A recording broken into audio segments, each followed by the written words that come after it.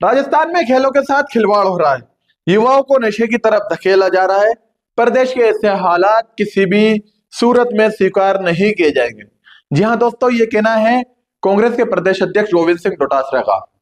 कांग्रेस के खेल प्रकोष्ठ जो अध्यक्ष है, उनकी तरफ से आज विधानसभा का घेराव किया जाना था। विधानसभा घेराव से पहले एक सभा का आयोजन किया गया, जिस सभा में प्रदेश अध्यक्ष गोविंद सिंह डोटासरा पहुंचे, नेता प्रतिपक्ष टीका राम जूली और किशन पॉल विधायक अमीन कागजी ने इस सभा को संबोधित करा। और सभा को संबोधित करते हुए जो प्रदेश अध्यक्ष गोविंद सिंह डोटासरा है, उन्होंने सरकार को घेरा। सरकार को घेरते हुए उन्होंने कहा कि ये सरकार गाय के नाम पर वोट लेना जानती है, लेकिन गोहत्या पर लगाम नहीं लगा सकती। ये गाय के नाम पर वोट तो बटोर लेते हैं, लेकिन जिस तरीके से आपने देखा होगा, कुछ ही दिन पहले का मामला है, मुख्यमंत्री की विधानसभा से 300 मीटर दूरी पर एक गाय माता के बछड़े को गर्दन काट कर चौराहे पर लटका दी जाती है। फिर उन्हीं के जो विधायक है गोपाल शर्मा, उस गोहत्यारे को जो है थाने से छुटा के लिया था, क्योंकि वो उनके कार्यकर्ता है। जब कार्यकर्ता पर बात आती है तो जो प्रदेश की सरकार है वो गौ माता को भूल जाती है, गौ हत्या करने वालों को खुद ही छुटा कर लाती है। इस तरीके के आरोप लगाते हुए गोविंद सिंह डोटासरा ने सभा को संबोधित करा। सभा को संबोधित करने के बाद गोविंद सिंह डोटासरा विधानसभा के लिए रवाना हो जाते हैं और अमीन पठान के नेतृत्व में जो प्रदर्शनकारी हैं वो विधानसभा घेराव के लिए आगे बढ़ते हैं।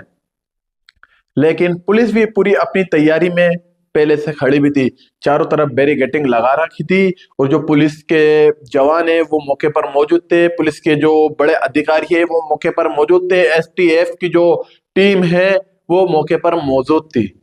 जब ये प्रदर्शनकारी आगे बढ़ते हैं तो पुलिस इनको समझाने की कोशिश करती है। जब प्रदर्शनकारी नहीं समझते हैं, वो शोर शराबे के साथ आगे बढ़ते हैं और आगे बढ़ने के दौरान जो जवान है उनमें और प्रदर्शनकारियों में हल्की फुल्की धक्का मुक्की होती है, जिसके बाद विभिन्न जो उनकी मांग है उसको लेकर वो नारेबाजी करते हैं, फिर आगे बढ़ने की कोशिश करते हैं। जिसके बाद जो पुलिस के आला अधिकारी हैं वो वोटर कैनन के लिए परमिशन देते हैं। वोटर कैनन के बाद जो प्रदर्शनकारी है उनको फिर से पीछे धकेला जाता है।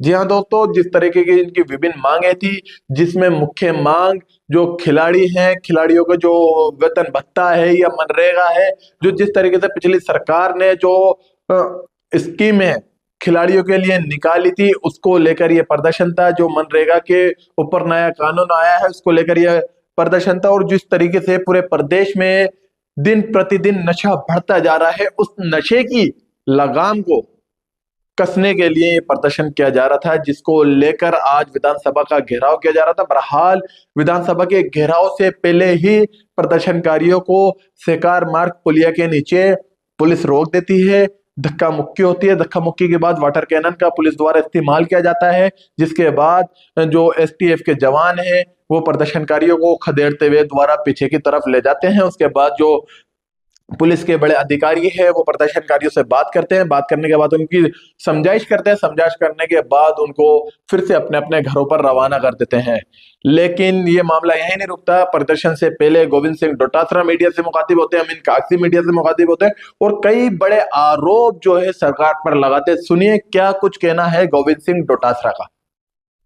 दुर्भाग्य हो नहीं सकता कि राजस्थान विधानसभा में सवाल पूछने वाला बीजेपी का विधायक बाल मुकुंदाचारी, वो कह रहा है आप गोमाता का दर्जा क्यों नहीं दे रहे हो, और गोमाता करके ये लोग सत्ता में आ गए। तो गोपाल शर्मा पूरे हाउस को डिस्टर्ब कर रहा है। जब नेता प्रतिपक्ष सवाल पूछ रहा है तो वो बीच में अनलगर बयानबाजी करता है, अमर्यादित व्यवहार करता है, स्पीकर उसको बटराता है, फिर भी बैठता नहीं और फिर वहां से चल करके और सत्ता विपक्ष की तरफ हमारे ऊपर आक्रमण करने के लिए दौड़ता है और मुक्का तान करके आता है। और उसके बावजूद भी अगर कोई कार्रवाई नहीं होती है तो फिर सदन कैसे चलेगा। मैं समझता हूँ कि ये केवल गाँव के नाम से, गौ माता के नाम से केवल अपने वोटों की फसल काटते, गौ माता इनकी प्राथमिकता में नहीं है, ये आज साबित हो गया। सर, इन्होंने ये बोला कि गौ माता को राज्य माता का दर्जा नहीं दिया जाएगा, कोई प्रस्ताव नहीं, ये तो दे ही नहीं सकते ना, ये तो कुछ है ही नहीं। इनकी प्राथमिकता में गौ माता है ही नहीं। इनकी प्राथमिकता में तो केवल उसके नाम से वोट लेना है। और हिंदू मुस्लिम कर दो, गौ माता के नाम से बोर्ड ले लो, गौ माता इनके भले से जाए बाढ़ में। आप बताइए कि जयपुर में सर काट करके लटका दिया और भाजपा का कार्यकर्ता है गोपाल शर्मा उसको छुड़ा करके थाने से ला रहा है, और अभी सदन के अंदर कह रहा था कि क्या हो गया, मरी हुई गाय के बछड़े का सर काट करके अगर कोई गाय धो देती है उसके सामने रख दिया तो क्या अपराध हो गया। तो इस तरीके की संकीर्ण मानसिकता के लोग हैं, तो मैं समझता हूँ कि विधानसभा में देखते हैं स्पीकर क्या कर रहे हैं। मारपीट का प्रयास किया गया था। हाँ 100%। वो जो 360 डिग्री कैमरा बता रहे हैं स्पीकर साहब, कांग्रेस के कार्यकर्ता वो वही मांग की है कि उसको देखो प्रयोग में कि कौन क्या कर रहा है। उपलब्ध हो रहा है। आज 2.25 साल हो गए, 2.25 साल में सरकार ना खिलाड़ियों के जो नौकरी का कोटा है वो दे पा रही है, ना टीएडीए दे पा रही है, ना लोगों को खेलों का सामान दिया जाए। आरसीए का क्या स्तर रह गया, आरसीए में झगड़े इतने हैं कि अब गेम करा नहीं पा रही है। दूसरी बात, जितने भी स्टेडियमों का हमने काम शुरू करा था बहुत सारे स्टेडियमों का काम बंद है। ये बड़ा आरोप आपकी तरफ से लगाया जा रहा है। बिल्कुल, ये बड़े आरोप हैं और गंभीर आरोप हैं। ये जो हजारों की संख्या में नौजवान खिलाड़ी देख रहे हो ना आप, ये अंगड़ाई है, ये अंगड़ाई है। सरकार को समझना पड़ेगा कि इस तरह से युवाओं के साथ जाति बंद कर दो, नहीं तो जब ये करवट बदल लेंगे ना तो आपकी सरकार हवा की तरह उड़ जाएगी। ये सरकार ने जो वादे किए थे अपना भी चुनावी मैनिफेस्टो के अंदर, युवाओं को नौकरियां देंगे, खेल को आगे बढ़ाएंगे, लेकिन इस सरकार ने खिलाड़ियों के साथ जिस तरह का बर्ताव किया, खिलाड़ियों को टीएडीए नहीं मिल रहा है, खिलाड़ियों को जो नौकरियां मिलती थी पिछली सरकार में वो नौकरियां बंद हो गई है, एक भी नौकरी सरकार ने नहीं दी है। और ये सरकार नशे का कारोबार इस सरकार के अंदर बढ़ रहा है। हम कहना चाहते हैं कि नशे के कारोबार को कम किया जाए, खिलाड़ियों को नौकरियां दी जाए, खिलाड़ियों का टीएडीए दिया जाए, खिलाड़ियों के लिए एकेडमी और स्टेडियम इंफ्रास्ट्रक्चर बनाया जाए ताकि खिलाड़ियों को सुविधा मिले और खिलाड़ी आगे बढ़े। खिलाड़ियों के साथ आपने नशे की बात की है। राजस्थान में इस वक्त नशे को नजरअंदाज नहीं किया जा सकता, क्योंकि जिस तरीके से जो युवा हैं नशे की गिरफ्त में आ रहे हैं और सरकार जहां है कहीं ना कहीं असफल नजर आ रही है नशे पे गिरफ्त करने के लिए। बिल्कुल, आपको पता होगा कि नशे का फैक्ट्रियां पकड़ी जा रही है राजस्थान में।